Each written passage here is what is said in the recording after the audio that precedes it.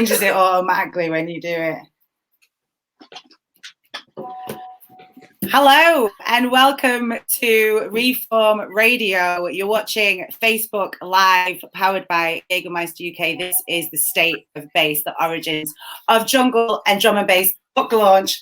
I got my book because, you know, I watch Oprah. She has one when she talks about a book.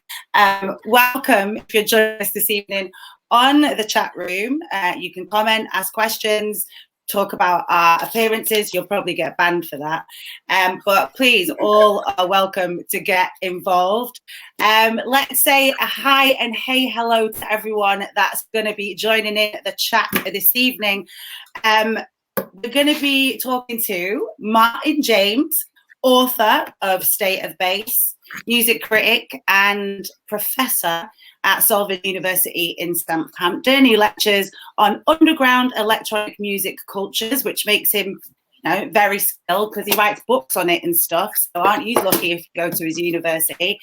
Next up is Colin Steven, owner at Velocity Press, publisher of State of Bass. I'm good at this plug-in thing, aren't I? Yeah. And they also specialize in electronic and club culture. And Colin is also the co-founder of Knowledge Magazine, the world's leading drum and bass publication. Happy 25th anniversary, Colin, by the way. Next up this evening, clapping in the corner, it's Nicky Blackmarket, one of the scene's longest serving DJs, a pivotal figure in the early days of drum and bass, promoting the sound all around the world for around about the same length of time as your anniversary, probably even longer, right, Nicky? Yeah. Also part owner and name giver to the legendary independent dance music record shop Blackmarket Records in Soho Central London. That wasn't a glitch, I just couldn't get my words out. And at some point this evening, when he reboots his steam-powered computer, we'll be joined by Bryan Gee, another pivotal figure in the world of drum and bass, especially in its early days, and obviously co-founder of V Recordings, one of the scene's longest running record labels that launched the career of Cross, DJ Diet and Ronnie Size, whose Mercury Music Award in 1997 as Represent would 22 years later prompt a rewrite and re-release of this book. So let's start there. Well, first, how is everybody doing this evening? Yeah, great, thanks. Yeah, all good. All good. Nice to have you all with us. Martin, let's start with you then, because it has been about 22 years since this came out. It was released in 1997. So what originally made you write this book? Oh, God. Originally, look, you couldn't avoid the sound. It was an amazing thing that was going on, and who wouldn't want to write about it? But I was really lucky that I met the publisher of Box Tree, and he'd just published a book called Jungleism, which is a novel about jungle by James T. Kirk and Two Fingers. And I said, look, why don't we do a history of drum and bass? It's early days, but let's do it. And by the end of a few drinks, I convinced him, and we signed the contract the next day. So you couldn't. I mean, it was a great time to do it. It was perfect time to do it. It was such an incredible energy. I always felt it really, when it came out, it was possibly a little bit too early. We were a bit excited about it. We should have maybe waited a couple of years so you had the full. At least a year. Yeah. But until we get to Ronnie Size, Nick. So. Oh, who left their phone on in the cinema? Minus points for that. It's just linked to my computer, which is my phone's upstairs, but it's linked, so Oh, that's you, Colin. 10 points deducted from Colin.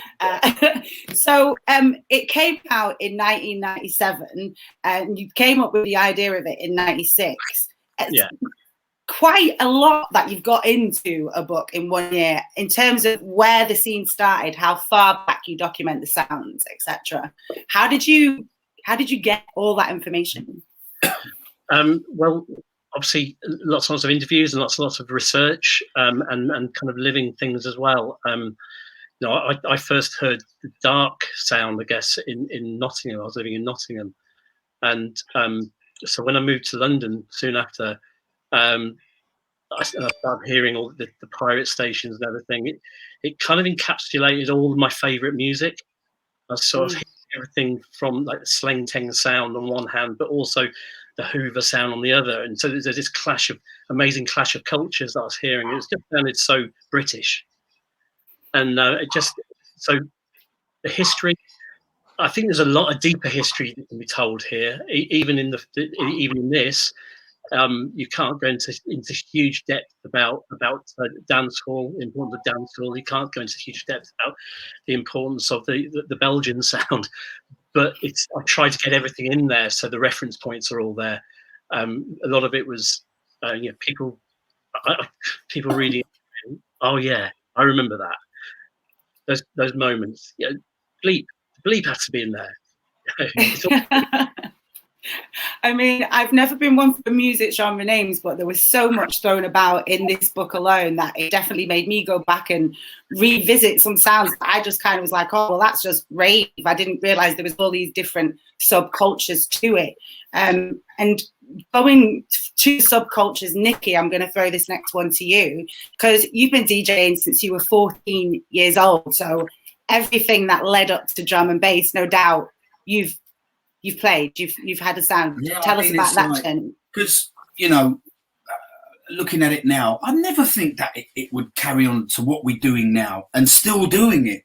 And we're still playing, love this music. We eat, drink it, shit it, everything. We live this music. It's a culture. And it is a culture. It's everything. And it's like, I mean, look, I could keep saying, oh, those were the days.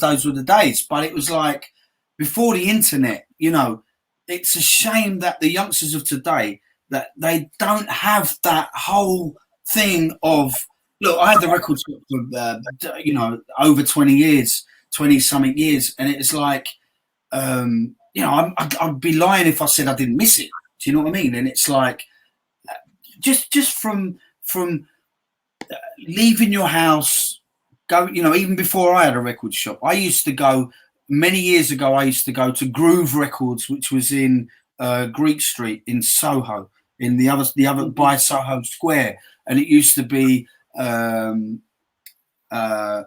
old lady in there, used to be Jean, that used to run it. And she knew everything about all the music. Obviously, it was before drum and bass, before jungle. So we're talking like rave, acid house, like no, before that.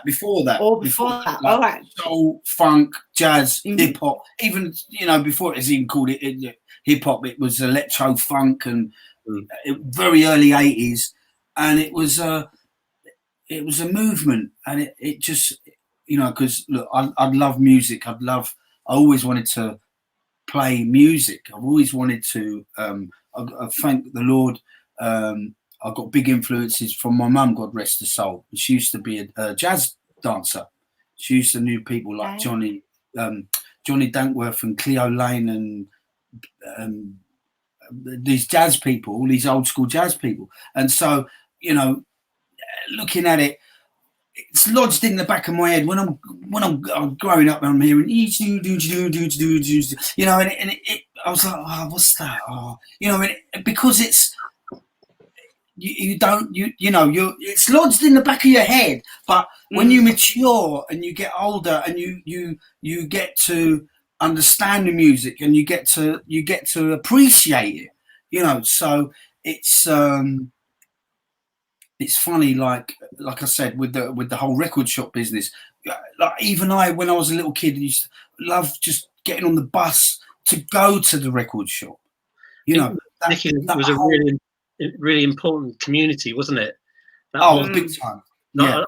As a journalist, okay, there's one of the things you could do is rely on press officers to send you stuff, or as what I used to do a trawl of the record shops continuously. So I'd go into Blackmarket. I'd say, what's going on, Nicky? What should I know about? And I'd go to all the record shops. What's going on? And you'd hear all this stuff. And you'd get this knowledge, but you also you'd feel like you were a part of a community which was way beyond just buying the record.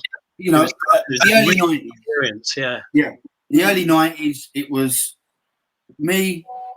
We had Blackmarket. There was Brian and Frost that had Mash Passion in Oxford Street.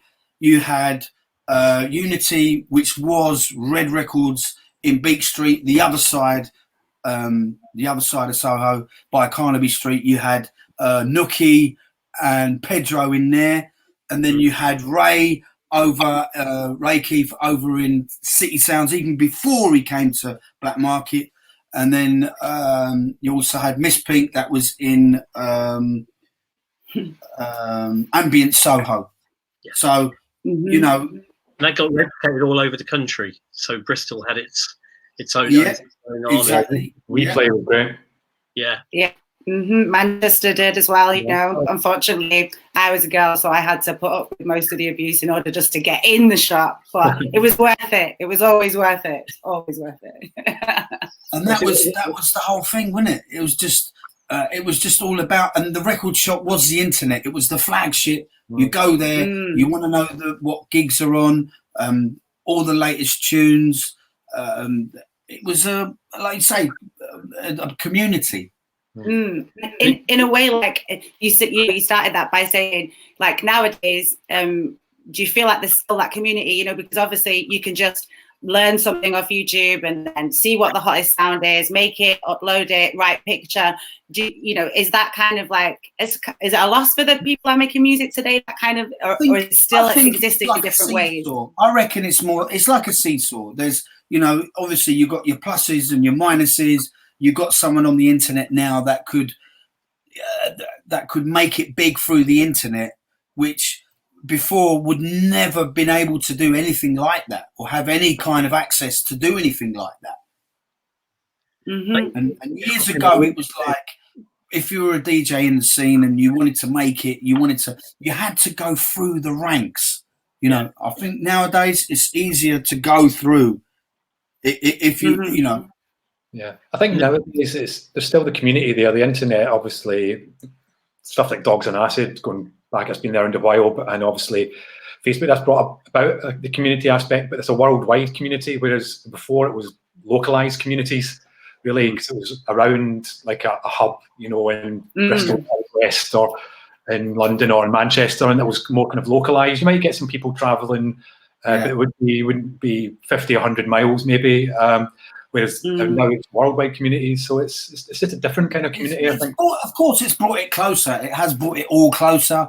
But you know, like you say, before it was localized. It was very, very, very localized. It's like I remember looking back on it now. Canada.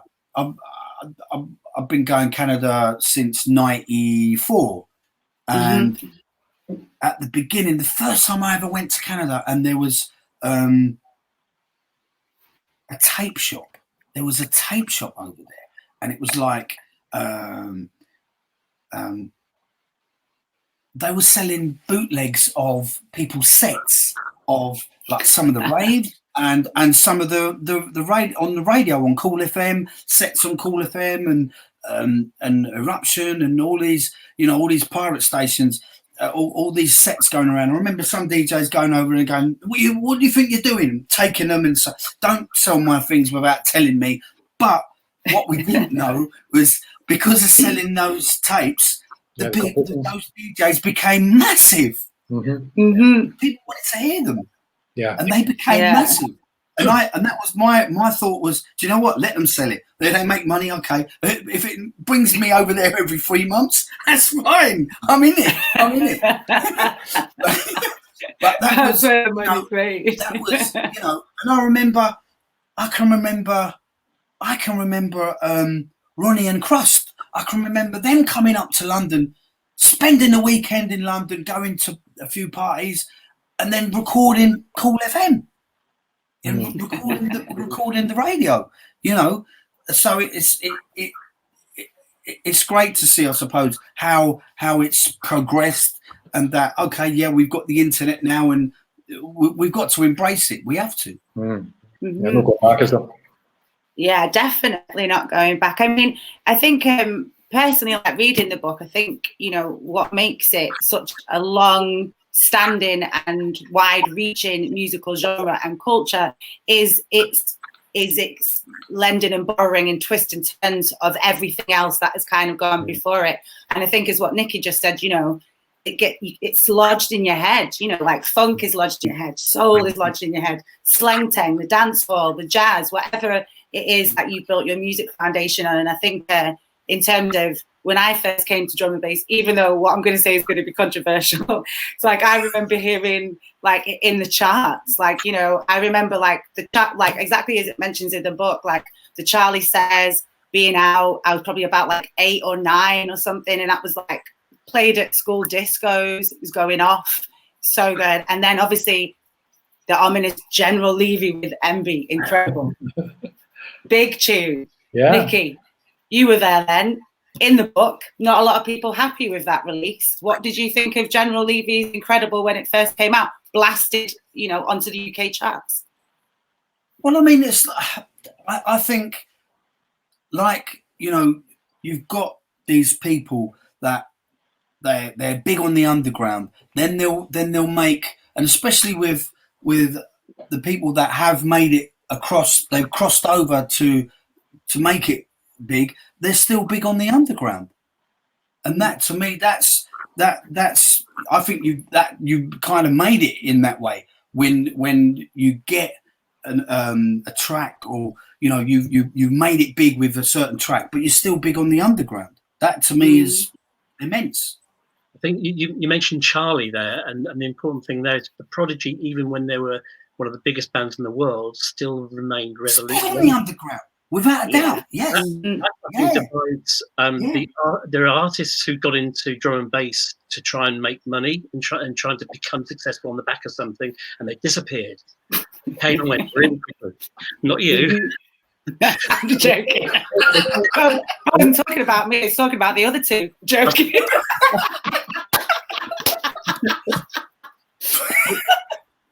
Joking. I'm still about it.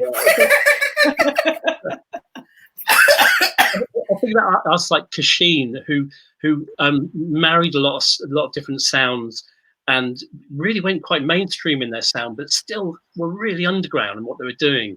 So you could that sense was still there. The integrity was still there, and I always think that was the thing that separated the greats from the average. And there were an awful lot of producers who did jump on and jump off, and they did. I mean, that kind of switch, you know, that switch into the mainstream, not only it bolstered the underground, you know, and I would say, I think what General Levy came out in 1993, Knowledge Mag came out in 94, so a publication dedicated exclusively to breakbeat. Go on. I just about to go into you're converting people when you're doing that. Do you know what I mean? Yeah. And loads of people have, like that to me. When you actually convert someone into the music to bring them, you brought them in. There's nothing bigger than that. Yeah, that's where I was going. I was saying, like, did that, like, obviously you seen that by setting up a magazine, a publication exclusively dedicated to sound, and no doubt you seen that, Nicky, in your like footfall of Blackmarket Records. I bet there was loads of people that had nothing to do with drum and bass initially that after that was obviously coming in to buy the magazine, coming in to buy records. It boosted, it bolsters it on both sides. As well. Yeah. I always remember in 95 or something, we got a letter for somebody in South Africa they'd gotten all these magazine, because quite quickly it was free to start with for the first few years, and vinyl distribution would send it out with their records. We used to give them like an advert in the magazine. We were just couldn't believe that somebody had heard it, like Jungle in South Africa, and had written this letter. It was just the most amazing thing. It was really nice. That was dope, right? I mean, I haven't been to South America a lot. I remember a small jungle scene. Have you been to South America, South Africa? I said South Africa, but yeah. South Africa. Have you been South Africa, Nicky? Drum and bass over there? Big? No, I haven't. I did have a chance. I did have the chance at one point. I think I was just I was really busy here, like really busy. Like a lot of people call me Nicky Nine Jobs now. You know, sometimes, and you know, although probably there's some places that I never went to because I was extremely busy here. Mm-hmm. And that's just the way it goes, you know. We've got someone on the chat room, Thomas Coop, which says, please spend some words about the rest of Europe. Germany, for example, Mannheim and Bremen, which is funnily enough the last time Nicky and I seen each other was in a gig in Bremen. So tell us about like that, the spread, you know, the spread of the underground out from England through Europe. There's a bit to mention it in the book, but tell us a bit about that. Well, I think with all the club sounds, this spread very quickly because DJs were traveling, and so you know I was really amazed at how organized and strong the American scene was so quickly, because back in those days you don't think that things are spreading fast, but you know I think a lot of places found the jungle sound harder to take at first. And so I'd hear that less when I was traveling, but yeah, it's still quick. I mean, not like now. Now things spread so fast; it's ridiculous. But back then, it would be a shock if you go somewhere. Mind you, I was in Moscow last year, and there was this cheesy wine bar, and it was banging out drum and bass.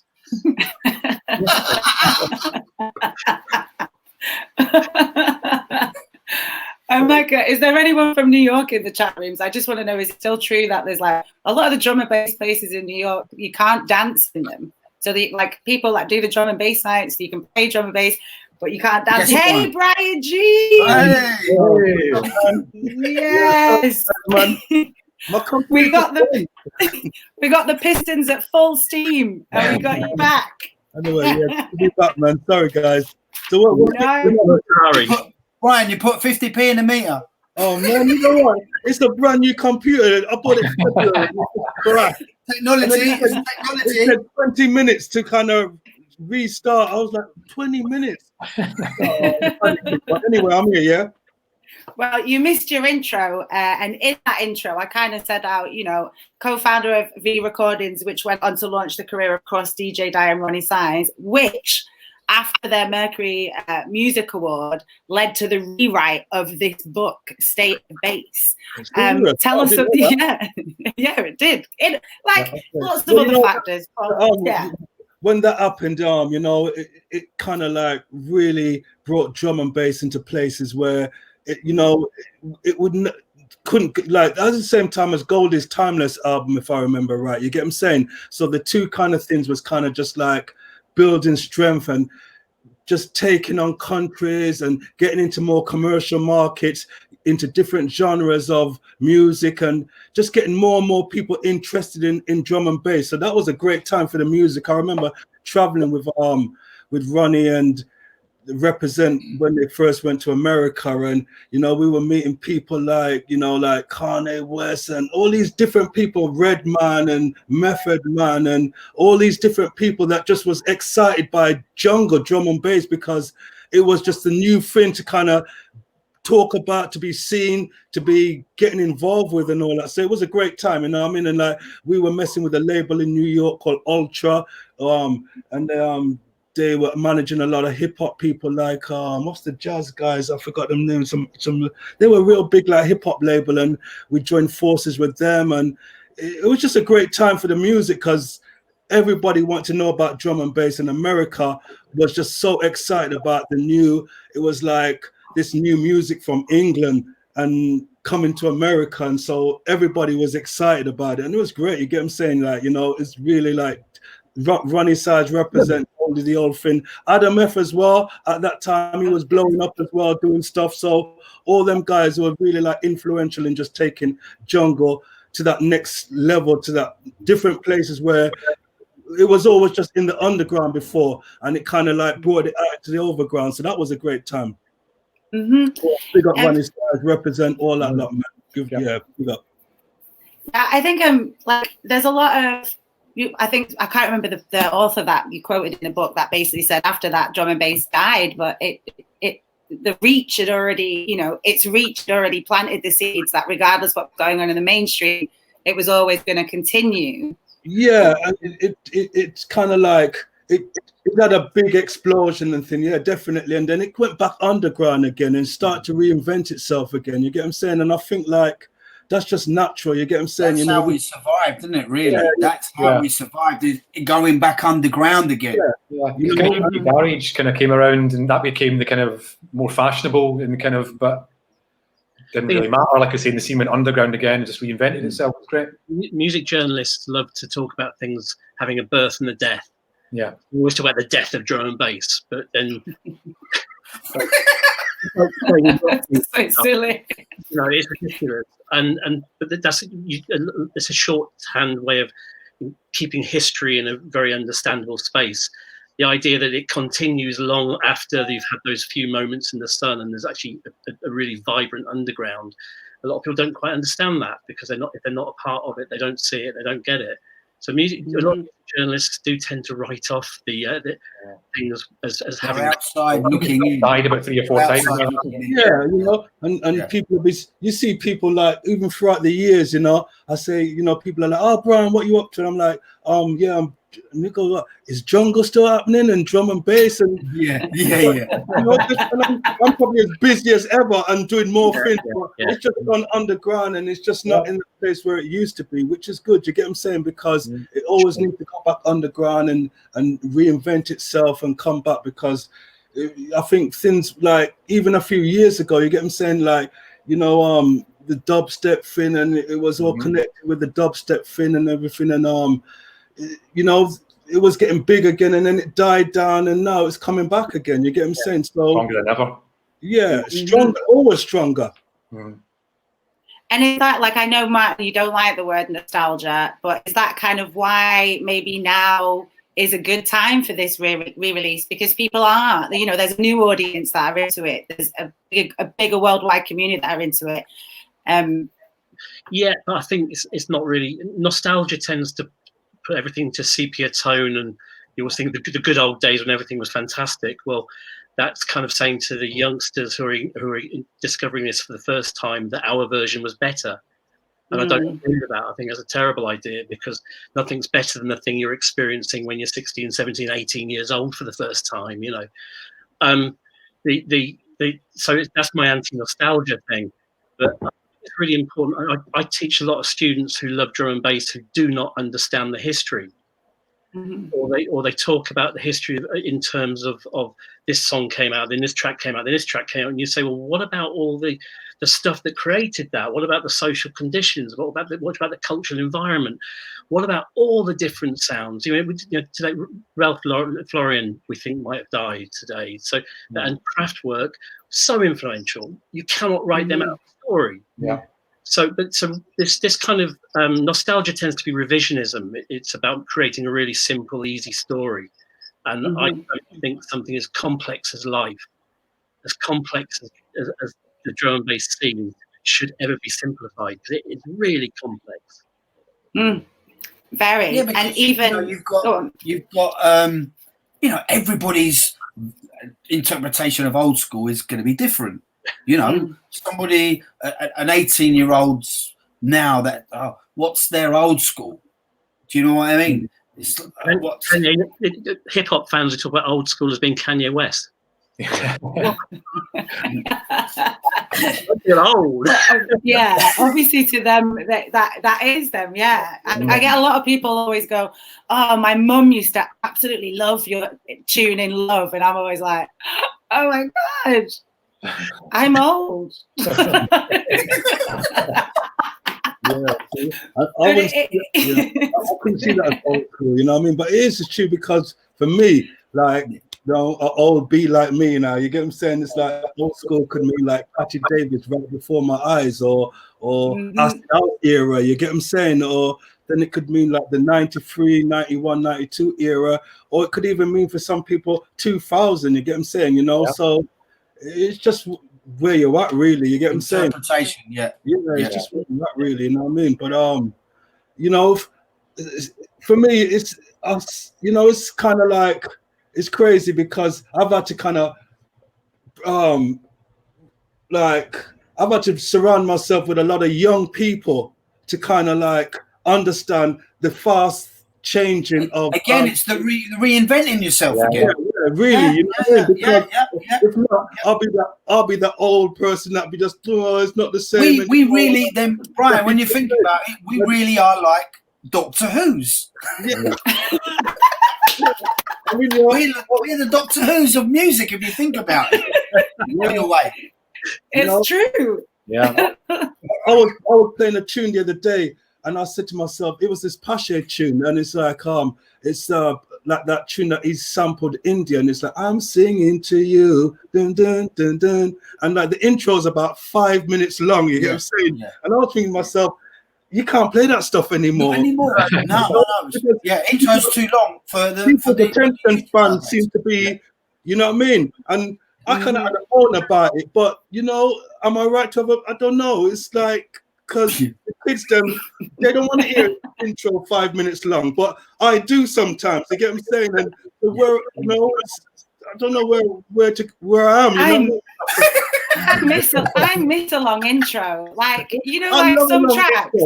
When I go back and listen to some tracks, I'm like, yo, 2 minutes, still no vocals, and it is a vocal track. People are making tunes now, and they're 3 minutes long. You know what I mean? And you know, but that's got a lot to do with mainstream influencing. You know, like, you know, it's got a lot to do with radio culture influencing the creativity of a pop record.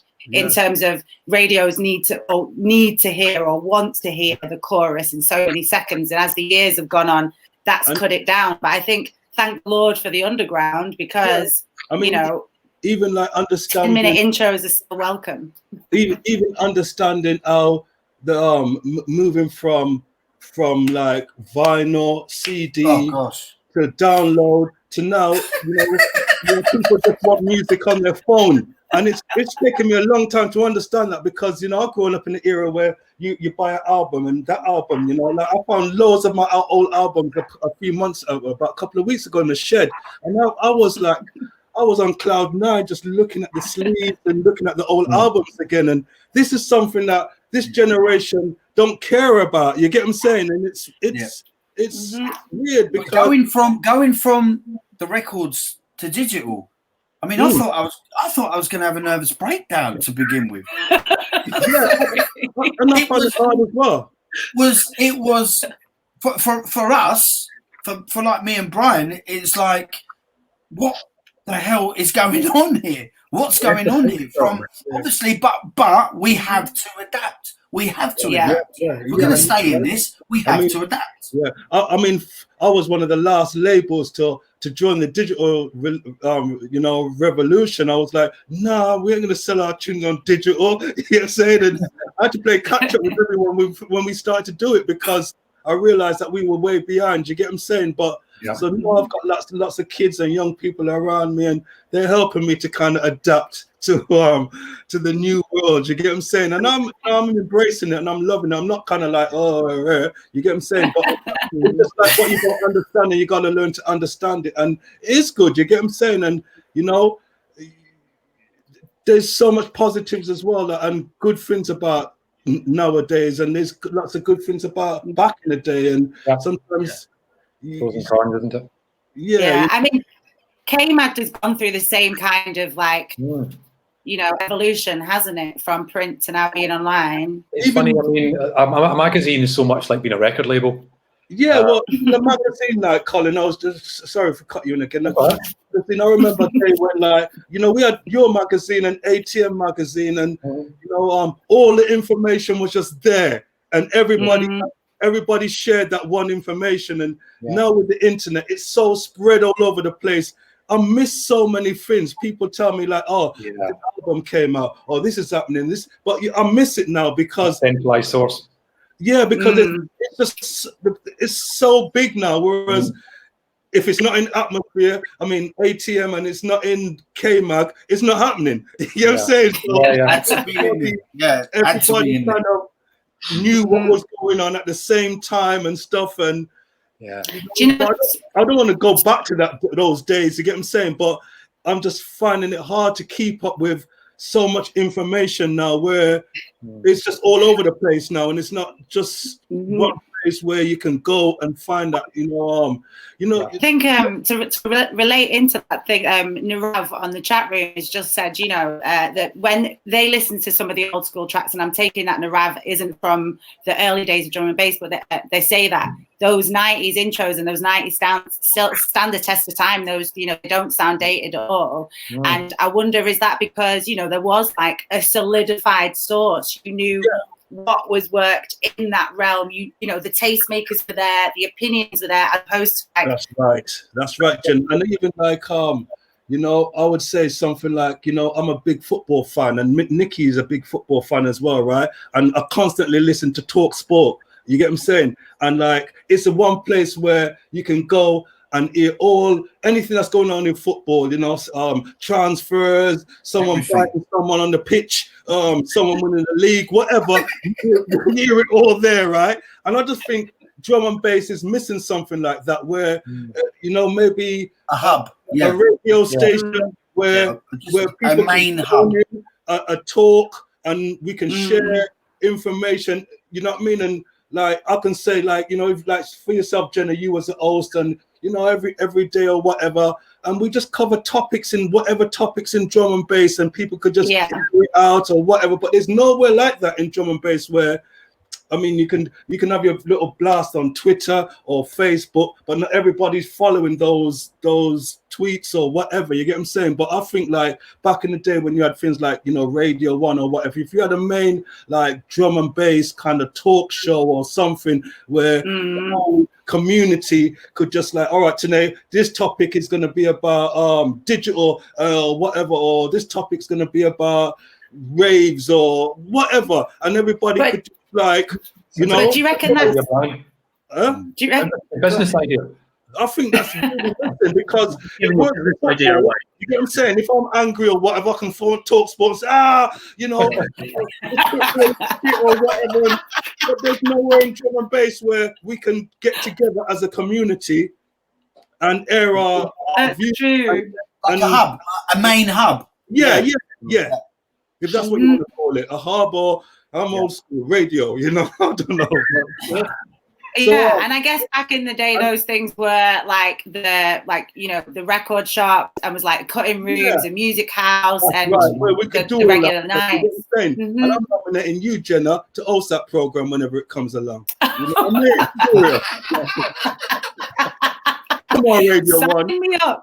Sign me up, the BBC, even though you smacked me once. We really need a platform or whatever where we can all discuss, you know what I mean, and air our views and learn things and educate people or whatever. All these kids coming through and learn, you know what I mean, they got to pick up information here, there, whatever. But if there was something like that where, you could talk about these things and you could bring in guests, oh yeah, this is this old producer, this is this guy, and just educate the generation. I definitely agree. Know about the history, everything, Yeah. Because I think what is missing, for me, maybe why I didn't know so much about the ins and outs of drum and bass is because it was always very, very serious. And not to say that music and this culture shouldn't be taken seriously, but, it's like it's only really quite lately you start to get like a little bit of like everyone's got a sense of humor all of a sudden. They can take the mickey out of themselves. And I think that's, I remember Marky made Jungle happy and friendly because I remember like we used to all DJ and we used to just have mean faces and moody faces and no one would want to talk to the DJs, you get paid and stuff, and Marky came and I was like smile and this and that, and made it a bit more friendly again. That's what I was saying. So, when you're right, Jungle was a dark, moody. Don't know why. I can't understand why, but it was like that. You get what I'm saying? It was very like Bryan. When you're writing a book about jungle and drum and bass, you see the moody. Yeah. What do you want to talk to me for? You're not. We don't know you. And then when the first version of the book came out, I then started getting phone calls. Why didn't you speak to me? I cried. Thank me. Yeah, like how was that? How was that? You know, you said you did a lot of research, a lot of interviews. I'm guessing you're in a lot of dark corners, a lot of back rooms, and a lot of places with quite a lot of, you know, diligent men. And women, yeah, definitely. Well, I'm going to get to that in a minute. Like, right. you know, but you were never put off at any time by that aspect or by, you know, that part of the scene. Well, look, I've seen moodiness in all kinds of areas of music, but I did get quite a lot of attitude from some people, and some people did weren't happy about me doing this. Look, yeah. What can I've seen it in DJ culture, I've seen it in rock culture, I've seen it in punk rock. All the you get the inner sanctum who don't want to talk to people, they don't want other people coming in, and I get that totally. And it was funny when the book came out, a lot of people who had either been interviewed and retracted permission, so they didn't want to be quoted, which quite a few people, or the people who downright said no, I don't want to be involved, then came to me once they'd read the book and said, oh, we get you now. You're not trying to make a quick buck, although there's no such thing about making a quick buck by writing, by the way. I respected what I was writing about, and what I was writing from a position of passion and love. That you don't take on a project like this because you just want to make yourself famous. And so yeah, there was a lot of darkened conversations with people in darkened corners, and there's conversations with Pesce in his front room with porn playing for 12 hours straight.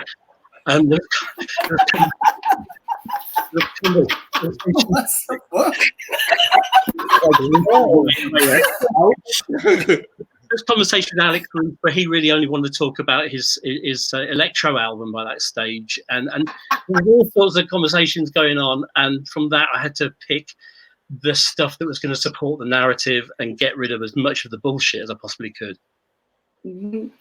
I definitely think you've done that in terms of the sound. You know, I've never read a book where quite, you know, in detail, I really understand what you mean when you're talking about the sounds of the different styles of music.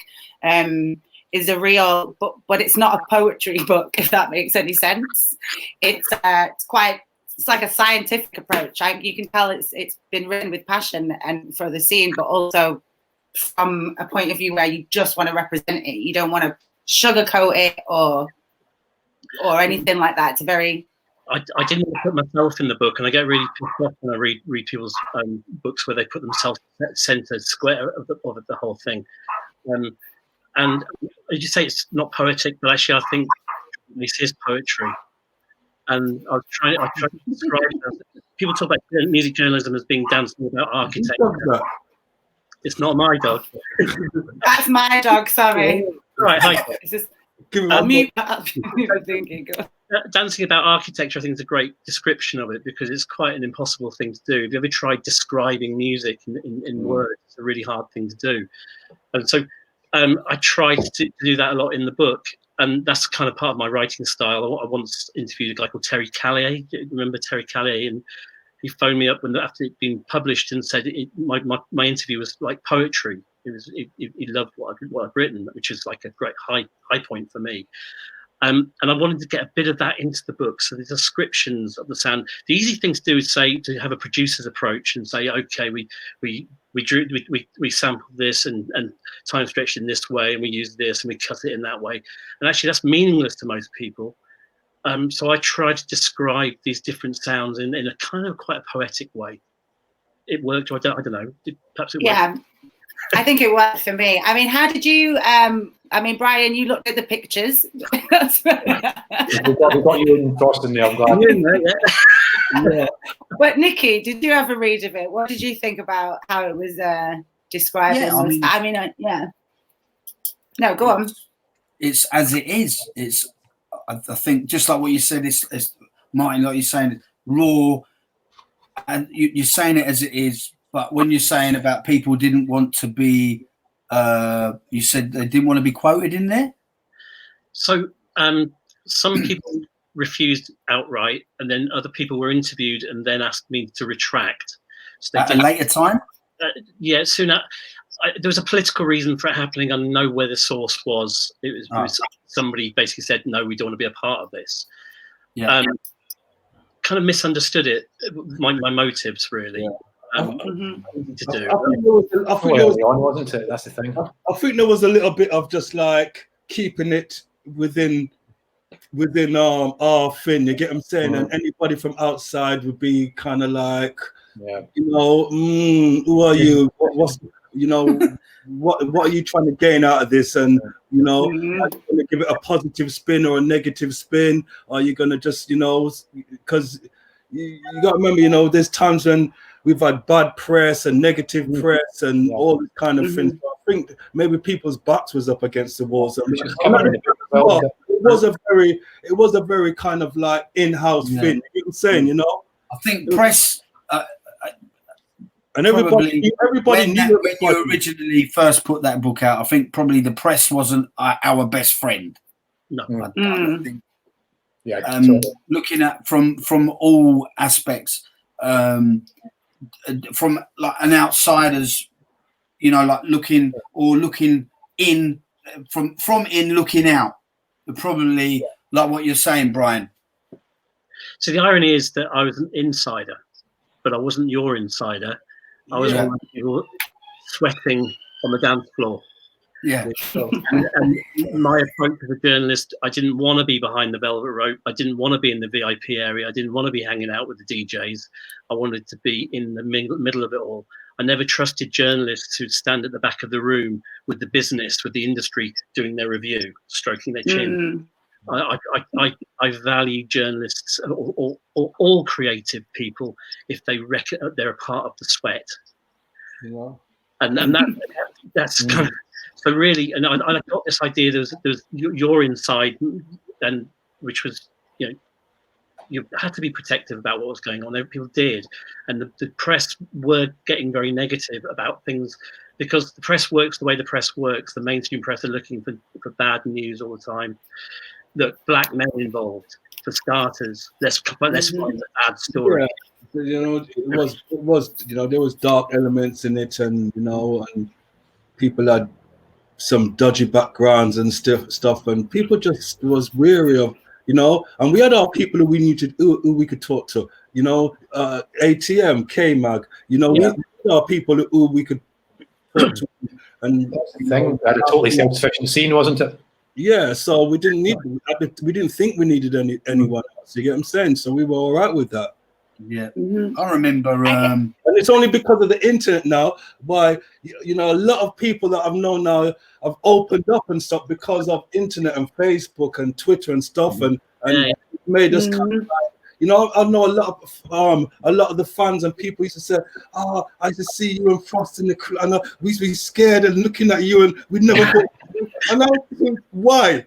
You know what I'm saying? But that's how people saw us. It's like, these scary guys. You get what I'm saying? In the chat room, Michael Moreau said like Moody's 90 promo shots against like a brick wall. That's what I was saying. And you know, that was just how we were. And you know, well, for me, I know like, I come from an urban background, and I come from like a reggae background and stuff, blues party, reggae party. You get what I'm saying? And so you don't smile at people too much. You get what I'm saying? Or you know, don't you like, we are smile, but when you look at, you know, you don't smile and look. You got to kind of like hold your own and stuff like that. You get what I'm saying? So coming from that kind of background, we kind of brought that sort of into jungle with us. You get what I'm saying? And so that's, you know, and people used to say jungle was moody. You should have like people with their darkers and the rude girl and the rude wife. And you get what I'm saying? And that was the attitude. You get what I'm saying? And it was real, you know.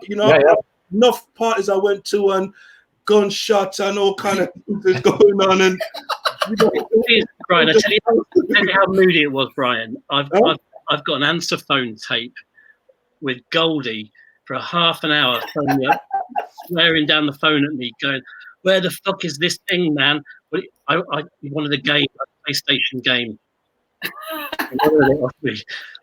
Full all day. He was phoning back and phoning back. That's moody.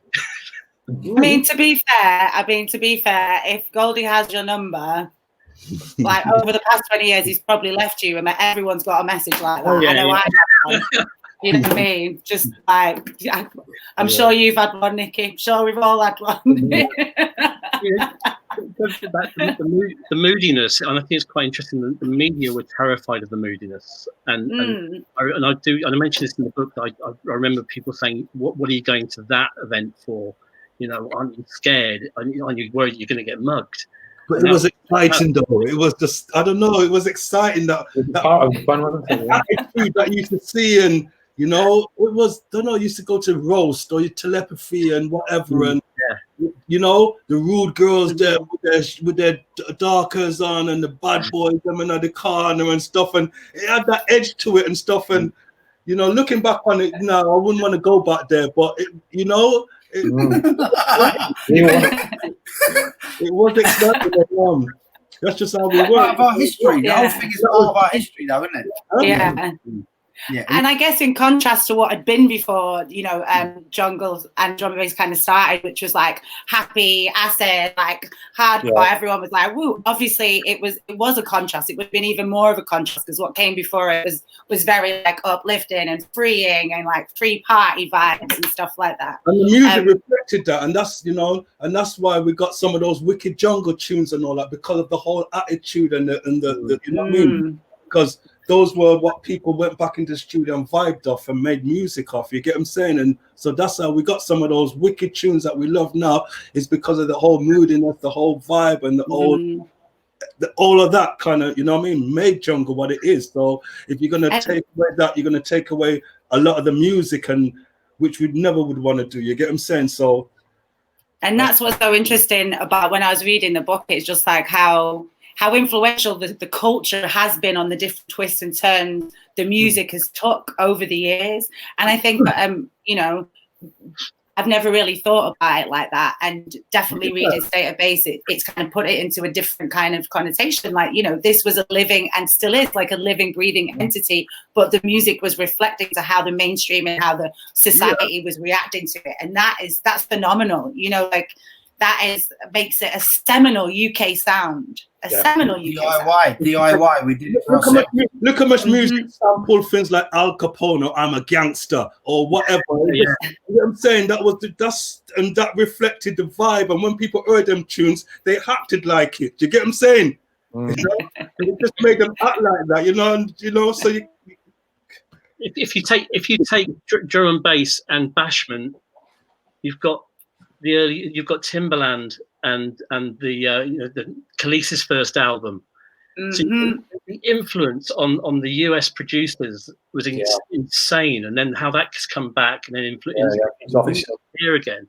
I think that's the most incredible thing, that when you think about where this all started, the global impact has been amazing. And I don't think you hear hardly any electronic music records now, any dance music records now, that haven't got a drum and bass jungle influence in there somewhere, because of that transatlantic switch.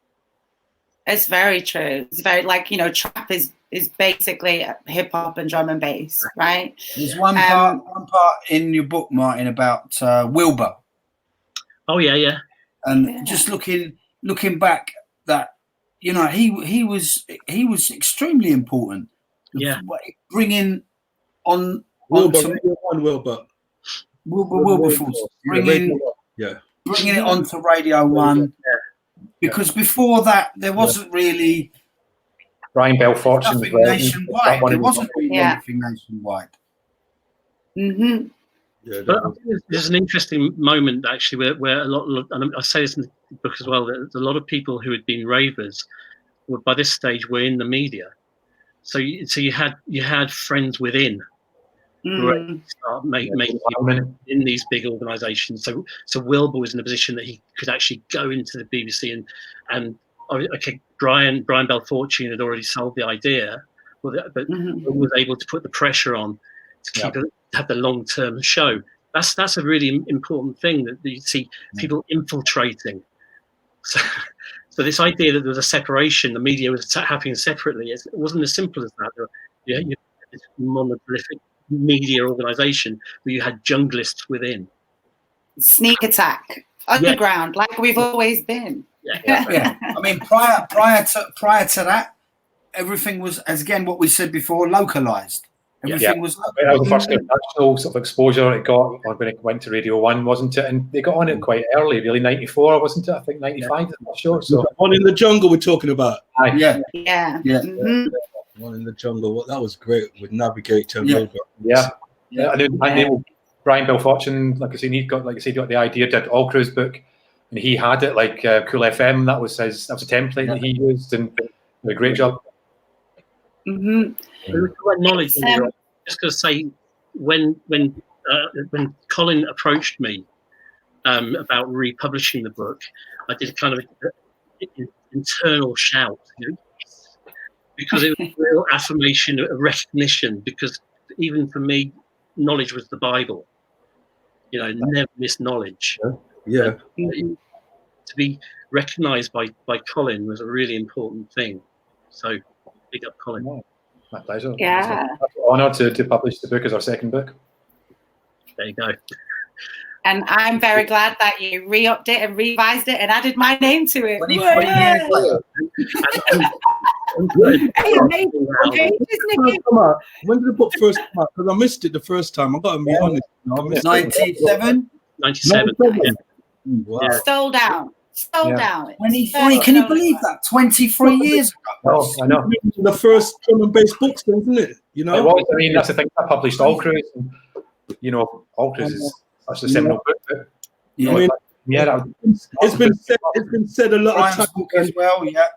It's been said a lot of times, but it's never been done. When are we going to get the first drum and bass film, proper film, detailing the history, the whole history from, when is someone going to really write a script and get someone to make a film? I mean, Netflix, are you what? Look at hip-hop. There's so many hip-hop films, like 10 to the dozen now. And drum and bass, that has been around for how long now? And there's not one film? Well, I mean, there's Teddy Turbo obviously did his One Nation film, and there's a Canadian guy. I'm talking about like something more that is just like sort of a documentary kind of film. I'm talking. I think where somebody can write, someone can just write about the history, but get people to act and make a film. I would answer that in terms of by saying like drum and bass still, even though it's influenced the mainstream, it's in the mainstream, we're not taken seriously by the mainstream. That's why we succeed and have such freedom in the underground. And I think until there is like we're going to clout in the mainstream after all this time, Jenna. It's serious. Even now, drum and bass, you still don't think like it is. I mean, this is a how many drum and bass singles are in the UK charts on a yearly basis? That would be the answer to that question. Because if we were in the mainstream, we would be seeing more of those crossovers and not just those pop-friendly drum and bass crossovers. We would have, there's music in our scene that's going out on independent labels and selling a lot, but not charting. There's just such a big fan base all over the world. Of course there is. Of course there is. I'm surprised I think it's gonna, and really like said, I'm gonna write and make a film. It's just beyond. I just like, wow, what's going on? Somebody's just Gary Brown. Gary Brown on the chat room wants to know. That one as well. Who's going to play Brian? Yeah. Gary Brown wants to know which actor would play Bryan Gee and which actor would play Nicky in Drum and Bass, the movie. I don't mind. I'd love to see it done. Someone be playing all the key characters and just kind of put it on screen so that people can see what is, see what. Who would you want to play you, Brian? Who would you want to play you? Huh? Who would you want to play you in the film? I don't know, maybe Denzel. I like Denzel. Denzel's too old to play you back in the day. What about you, Nicky? Who would play you? Do you know what? I really don't know. I don't know. Who do you reckon? What about? I reckon that. What's that guy that was in Kingsman? Taron Edgar. Yeah, he played Elton John. It needs to be done. Seriously, any good film authors out there, film whatever you call them, you need to get on that stuff, man. Because seriously, whoever does it first is gonna smash it. The ball. That film, it'd be crazy. Yeah. You know what? I could see. Who's playing Goldie? Who's playing Bookham? Yeah, Who's yeah. playing Fabio and Groove Rider? Who's gonna? Oh man, listen. Can you see it being done like Human Traffic, but obviously like so it's like that, you know, that intense, those characters, those stories, because fictionalize we haven't it. even It doesn't even need fiction. You don't need to fiction. Some of the stories I've heard are crazy. Are crazy anyway. So you don't need to, you know, make it more whatever. Yeah. In fact, you might have to put it down. Somewhere in between Human Traffic and Kids, it's Drum and Bass the movie. That's how we're selling it in.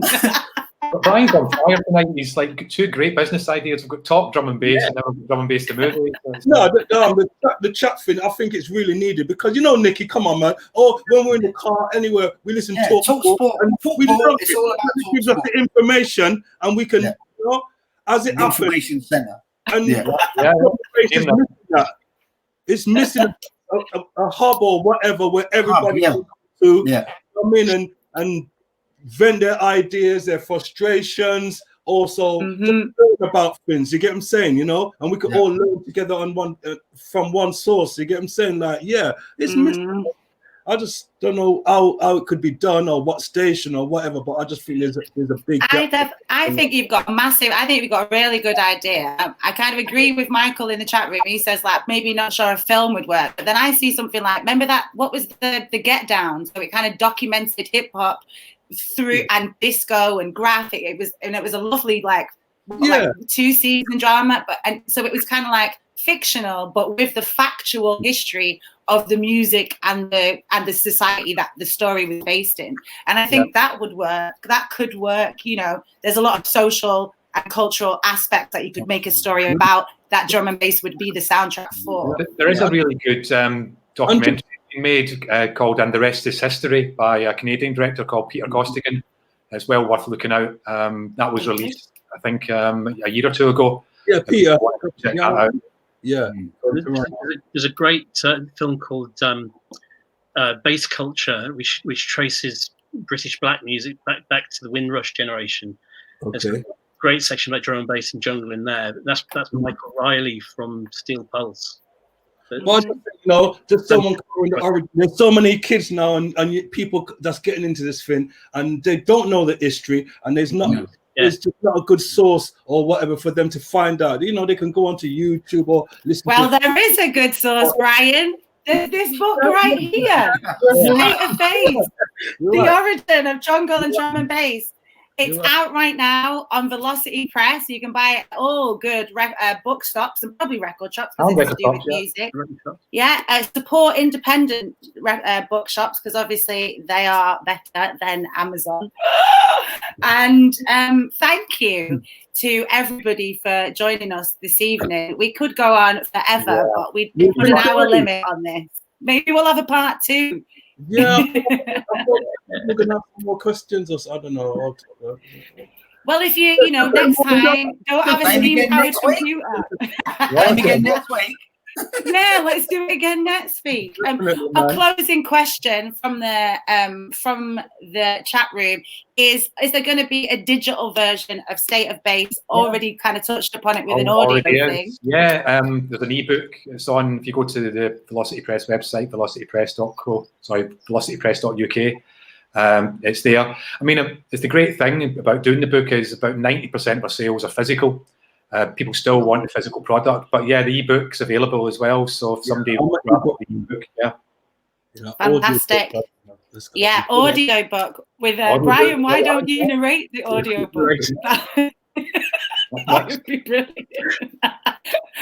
Nicky Blackmarket, Bryan Gee, Martin James, and Colin Steven, thank you so much for joining us for the State of Bass book launch on Radio Reform Radio. And all the best with the book, man. Yeah, thank you, guys. All right, guys. Yeah, man. Lovely. Nicky, see you later. You take care, boy. Colin, Jenna, and Mark. Bye.